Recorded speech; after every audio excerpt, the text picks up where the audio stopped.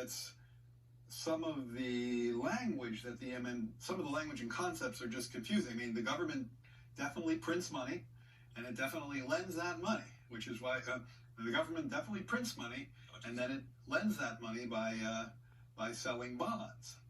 Is that what they do? No. They sell bonds. Yeah, they sell bonds, right? Since they sell bonds and people buy the bonds and lend them the money.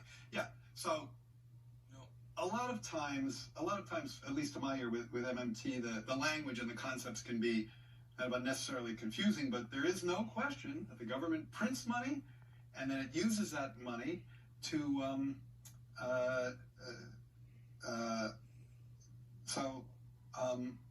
I guess I can't really talk. I don't get it. I don't know what they're talking about. Like, because it's like the government clearly prints money. It does it all the time, and it clearly borrows. Otherwise, we wouldn't be having this debt and deficit conversation. So I don't think there's anything confusing there. Oh my God. Would you feel if that was your captain and you got onto a plane and he said, hey, we're going to be traveling at 4,000. How does this work again? Would you get on that plane?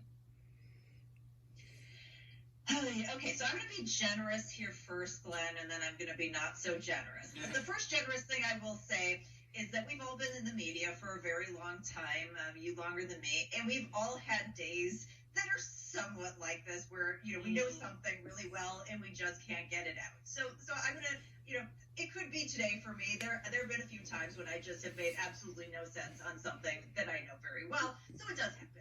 That being said, now that I've been generous, again, this is sort of the chief architect of the U.S. economy at this point, going into a discussion about MMT. I call it magic money tree. I heard that somewhere along the line. I thought that was great. And, their main thesis is, you've got the checkbook, you can just write checks. So the question that he asked, which anyone who lives in Zimbabwe would probably know the answer to, why can't the government just print as much money as it wants? We all know it's highly inflationary, and we've been living through that, for the past few years. So that's the very short answer. Of course, there's nuance to this. Of course, there's wonkiness that we can go in and explain the Treasury and the Fed and that. But just a very simple, so it begs the question to me. Does he not know the answer, or does he very much know the answer, but he doesn't feel like he can admit it and hasn't done the prep?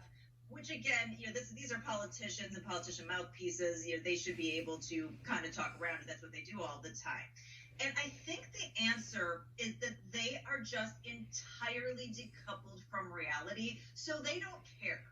They don't care what it is. Like, money is something very discrete, right? Money has three definitions. It is a unit of account, it's a medium of exchange, it's a store of value. But at the end of the day, putting that together, what is it? It is a proxy for productivity. It is an estimation of the labor that you have, because it used to be, if you were a farmer, you had apples. Somebody who is